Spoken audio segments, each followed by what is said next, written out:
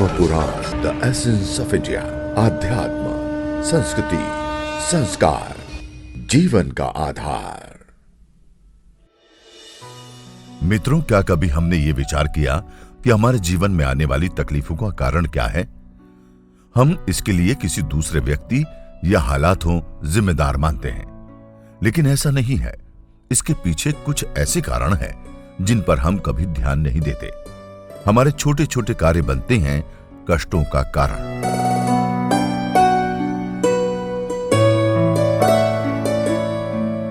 सनातन जीवन दर्शन में जीवन की 7 मर्यादाएं बताई गई हैं। इन मर्यादाओं का पालन न करने से जब कष्ट आना शुरू होते हैं तो हम समझ ही नहीं पाते कि इनका कारण क्या है। धर्म पुराण के इस वीडियो में हम सनातन धर्म में निर्धारित जीवन की उन 7 मर्यादाओं की चर्चा करेंगे, जिनका पालन कर हम जीवन में अनेक कष्टों से बचकर सुखी जीवन जी सकते हैं। देखते रहिए धर्म पुराण। पसंद आने पर चैनल को लाइक और सब्सक्राइब करना न भूलें।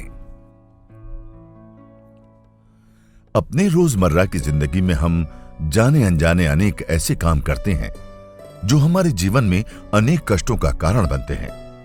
लेकिन जब इनके कारण जीवन में कष्ट और दुख आना शुरू होते हैं तो हम एकदम घबरा जाते हैं। हम ईश्वर को याद कर उनसे कष्टों को दूर करने की प्रार्थना करने लगते हैं। लेकिन जब तक बहुत देर हो चुकी होती है। जीवन में कर्म सिद्धांत अपना काम करता है। हर एक्शन का रिएक्शन होना लाजमी है। जीवन को एक स्वतंत्र और स्वच्छंद प्रवाह मानने वालों की कभी कमी नहीं रही। सनातन धर्म में जीवन को कष्टों को दूर रखकर सुखी जीवन की जो अवधारणा की गई है वो बहुत अनूठी है। इसमें मोक्ष और मुक्ति की अवधारणा है जो सेमेटिक धर्मों में नहीं मिलती।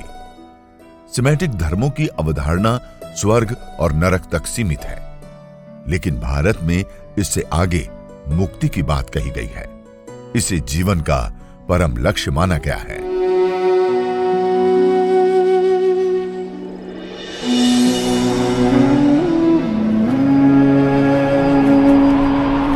सनातन दर्शन में मुक्ति की योग्यता प्राप्त करने के लिए 7 मर्यादाएं निश्चित की गई हैं। मर्यादा का अर्थ सीमा है। इन सीमाओं का उल्लंघन न करना हर मनुष्य का कर्तव्य है। इनकी अवहेलना पाप की श्रेणी में आती है। ये मर्यादाएं इस प्रकार हैं: चोरी न करना, व्यभिचार न करना, नास्तिकता न होना, गर्भपात न कराना, शराब न पीना, दूषित कर्म को बार बार न करना, पाप करने के बाद उसे छिपाने के लिए झूठ न बोलना। आइए इन 7 मर्यादाओं पर एक एक कर विचार करते हैं। चोरी करने को बहुत बड़ा पाप माना गया है। चोरी का अर्थ किसी की कोई वस्तु चुरा लेने तक सीमित नहीं है। किसी की कोई वस्तु हथिया लेने का भाव रखना भी चोरी की श्रेणी में आता है। संक्षेप में कहा जा सकता है कि जो मेरा नहीं है उसे मैं अपना कहूं, वो चोरी है। मसलन, मैंने जो लेख या कविता नहीं लिखी उसे अपने नाम पर सार्वजनिक रूप से पढ़ूं या किसी दूसरे व्यक्ति द्वारा किए गए काम का खुद श्रेय लेने की कोशिश करूं, यह भी चोरी है। इस तरह की चोरी आजकल बहुत बढ़ गई है। इसके परिणाम बहुत घातक होते हैं।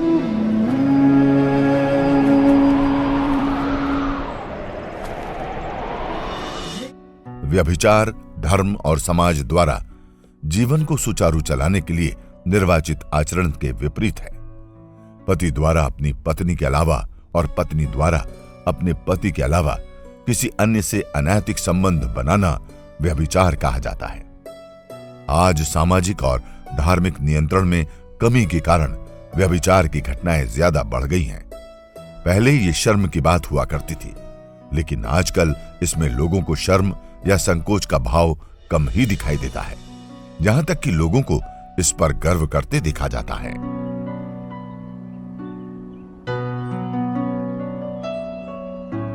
नास्तिकता का चलन भी आज बढ़ता जा रहा है। नास्तिकता का अर्थ है ईश्वर में विश्वास न होना। वैसे तो भारतीय दर्शन में नास्तिक दर्शन को भी मान्यता दी गई है। ईश्वर में विश्वास को अनिवार्य नहीं माना गया है, लेकिन यह बहुत ऊंची सोच है जिस तक पहुंच पाना आसान नहीं होता। चेतना की बहुत ऊंचाई पर पहुंचकर व्यक्ति नास्तिक जैसा लगने लगता है, लेकिन यहां जिस नास्तिकता की बात हो रही है वो सामान्य चेतना वाले लोगों द्वारा ईश्वर पर विश्वास न करने और मनमाना आचरण करने वालों के संदर्भ में है। ईश्वर की सत्ता को मानने और उससे डरने के कारण बहुत से अनैतिक काम करने में मनुष्य संकोच करता है। इस अर्थ में नास्तिकता पाप है।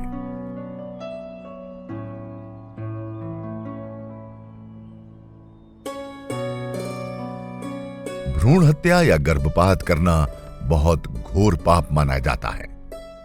किसी भ्रूण को मां के पेट में ही नष्ट करना या करवा देना या इसमें मदद करना बहुत बड़ा पाप है। किसी जीव को जन्म लेने से पहले ही समाप्त कर देना मानवीयता और प्रकृति के नियम के विरुद्ध है। आजकल बेटे की चाहत में लोग गर्भावस्था में ही होने वाले बच्चे का लिंग परीक्षण करवाते हैं। कन्या का भ्रूण पाए जाने पर उसे नष्ट करवा देते हैं। हालांकि आजकल इसके विरुद्ध कानून बन गया है, लेकिन फिर भी लोग इससे बाज नहीं आते हैं। कुछ डॉक्टर भी इस पाप में सहायक होते हैं। इस पाप से बचना चाहिए। ऐसा करने वालों को बहुत लंबे समय तक घोर नरक में असहनीय कष्ट भोगने की बात शास्त्रों में कही गई है।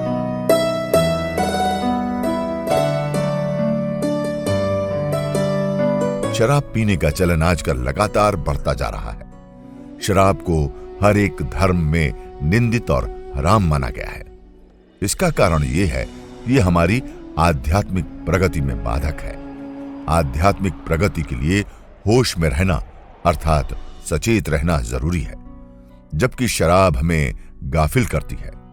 वर्तमान में शराब को बहुत महिमा मंडित भी किया जा रहा है। इसे पीने के लिए परोक्ष रूप से प्रोत्साहित भी किया जा रहा है। इसमें कई कवियों और शायरों की भी बड़ी भूमिका रही है।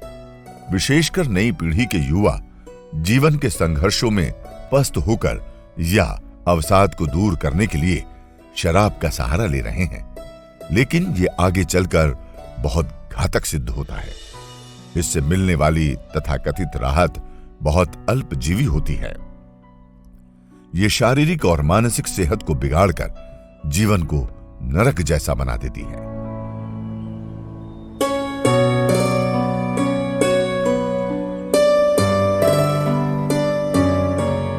जीवन में गलतियां सभी से होती हैं। ऐसा कोई नहीं है जो गलतियां नहीं करता। हमसे किसी कारण जाने अनजाने कुछ दूषित कर्म भी हो जाते हैं, लेकिन उन कर्मों को बार बार नहीं करना चाहिए। उनके लिए मन में पछतावा करते हुए उन्हें दोबारा नहीं करने का संकल्प लेना चाहिए। दूषित कर्म करके मनुष्य उन्हें छिपाने के लिए झूठ पर झूठ बोलता जाता है। एक झूठ को छिपाने के लिए 100 झूठ बोलता है।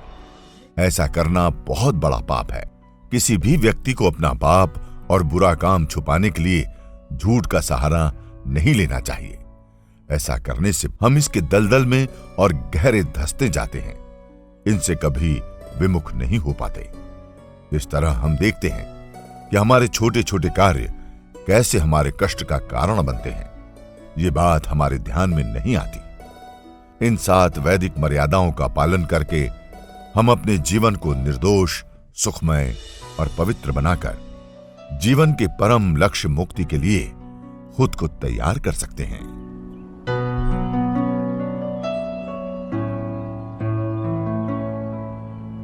देखते रहिए धर्म पुराण।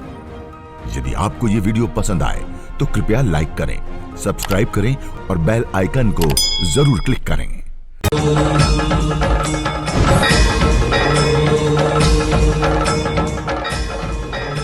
धर्म पुराण, द एसेंस ऑफ इंडिया। आध्यात्म, संस्कृति, संस्कार, जीवन का आधार।